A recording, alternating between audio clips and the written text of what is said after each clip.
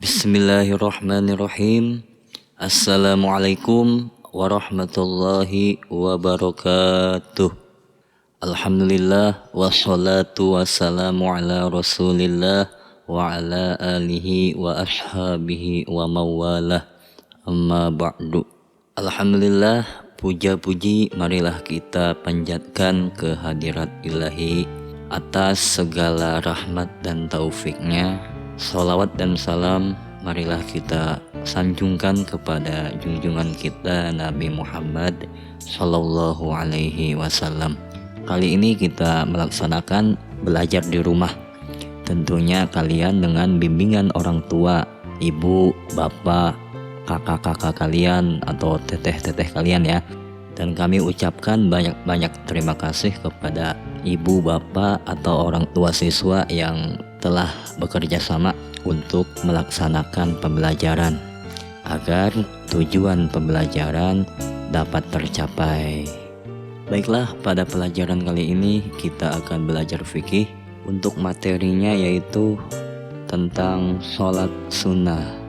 Adapun yang akan kita capai yaitu pertama yaitu mengenal tata cara pelaksanaan sholat sunnah.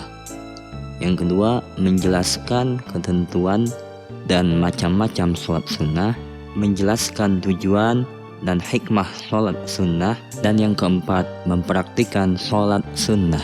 Kita uraikan dahulu macam-macam sholat sunnah. Yang pertama adalah sholat sunnah rawatib, lalu ada sholat sunnah tarawih, ada sholat sunnah witir, ada sholat sunnah idul adha dan idul fitri, sholat sunnah duha, ada sholat sunnah tahajud, ada sholat sunnah hajat, ada sholat sunnah istisqa yaitu meminta hujan, sholat sunnah wudu, sholat sunnah tahiyatul masjid, sholat taubat, sholat gerhana atau sholat khusuf, ada sholat safar yaitu ketika akan berpergian. Itulah materi-materi tentang sholat sunnah di kelas 2 semester genap. Sekarang kita mulai dengan materi sholat sunnah rawatib terlebih dahulu, dan untuk sholat sunnah yang lain nanti kita di pertemuan selanjutnya. Sebelum belajar, marilah kita bersama-sama membaca basmalah. Bismillahirrahmanirrahim. Kita mulai dari pengertian sholat sunnah rawatib. Sholat sunnah rawatib adalah sholat sunnah yang dikerjakan sebelum dan sesudah sholat wajib, atau yang mengiringi sholat wajib, baik itu sebelum subuh, sebelum zuhur dan sesudah zuhur, sebelum asar, sebelum maghrib dan sesudah maghrib, sebelum isya dan sesudah isya. Untuk sholat sunnah yang dikerjakan sebelum sholat wajib disebut sholat sunnah qobliyah, dan sholat sunnah yang dikerjakan sesudah sholat wajib disebut sholat sunnah ba'diyah. Selanjutnya, cara melaksanakan sholat sunnah rawatib. Cara mengerjakan sholat sunnah rawatib sama seperti mengerjakan sholat fardu, baik syarat, rukun, sunnah maupun hal-hal yang membatalkannya. Hanya yang berbeda adalah dari niat. Kalau sholat fardu kita memakai fardhol lillahi ta'ala. Kalau sholat sunnah kita menggunakan sunnatan lillahi ta'ala atau sunatan lillahi ta'ala. Untuk pelaksanaannya seperti yang tadi sudah disebutkan, bahwa sholat sunnah qobliyah dilakukan sebelum sholat wajib, dan untuk sholat sunnah ba'diyah dilaksanakan setelah sholat wajib. Untuk waktu dan bilangan rakaat sholat sunnah rawatib ialah sebagai berikut. Yang pertama, 2 rakaat sebelum sholat subuh. Namun setelah sholat subuh tidak ada sholat ba'diyah, berarti hanya sholat qobliyah saja. Yang kedua, 2 rakaat sebelum sholat zuhur, dan 2 rakaat atau 4 rakaat sesudah zuhur.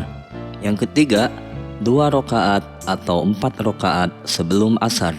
Sama seperti sholat subuh, tidak ada sholat ba'diyah setelahnya. Yang keempat yaitu 2 rakaat sebelum maghrib dan 2 rakaat sesudah maghrib. Dan yang kelima, 2 rakaat sebelum isya dan 2 rakaat sesudah isya. Dan untuk pelaksanaannya yaitu sholat sunnah yang tadi dilaksanakannya sesuai dengan waktu sholat wajib. Subuh dikerjakannya sebelum subuh. Jangan sholat sunnah subuh dilaksanakannya sebelum maghrib. Nah, jadi harus sesuai dengan waktu sholat fardunya. Dan sholat sunnah rawatib ada yang mu'akkad dan ada pula yang ghairu mu'akkad.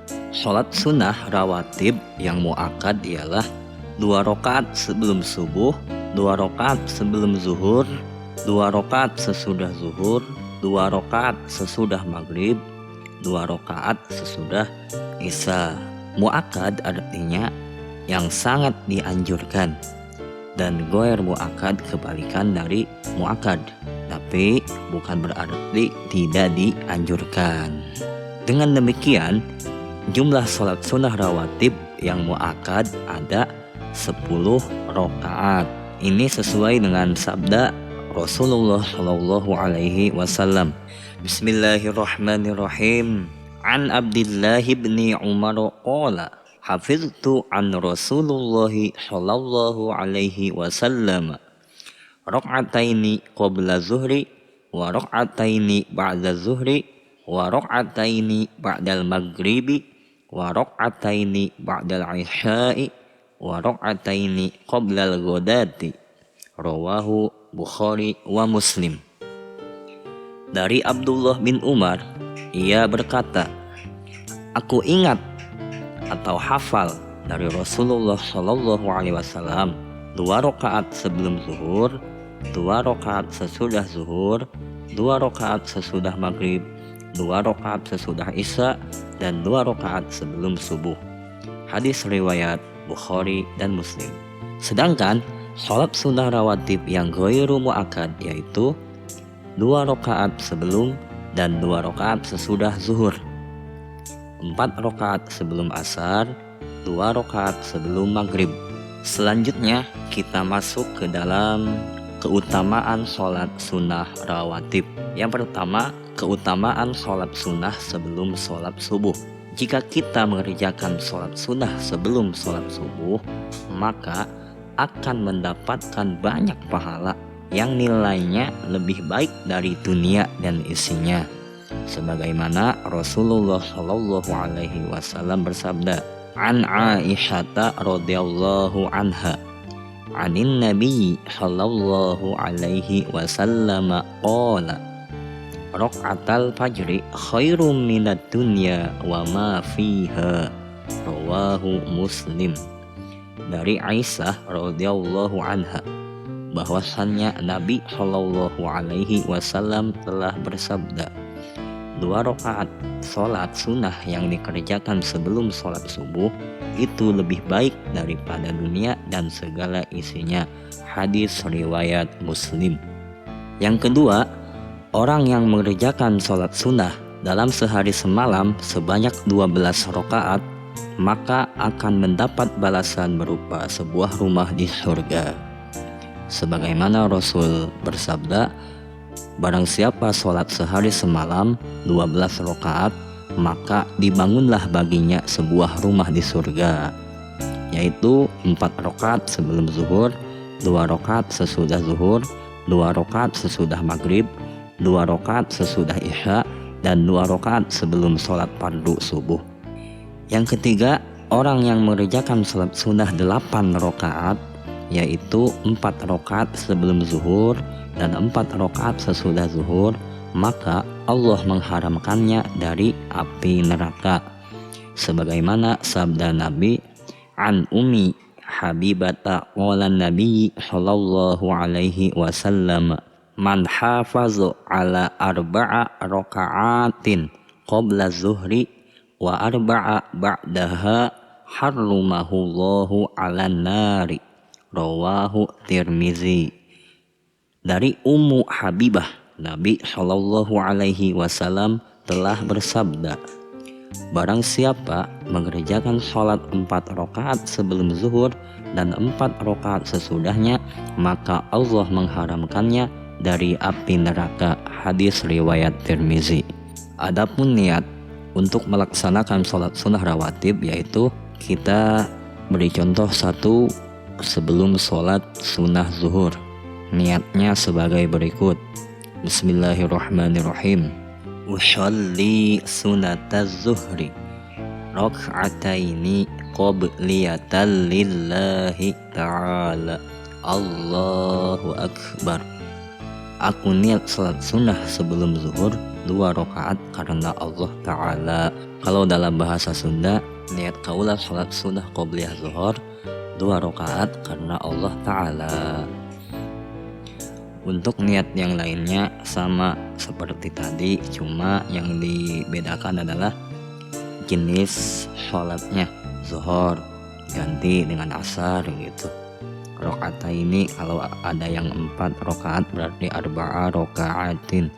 Kalau yang 2 rakaat ini. Sekarang silahkan catat di buku tulis mengenai pengertian salat sunnah rawatib, cara melaksanakan salat sunnah rawatib, terus waktu dan bilangan rakaat salat sunnah rawatib dan keutamaannya. Demikianlah tadi pelajaran fikih tentang salat sunnah rawatib. Semoga bermanfaat untuk kita semua dan kita bisa melaksanakannya. Dan terakhir, mohon maaf atas segala kesalahan dan kekhilafan. Terima kasih atas segala perhatian. Billahi taufik wal hidayah. Wassalam. Assalamualaikum warahmatullahi wabarakatuh.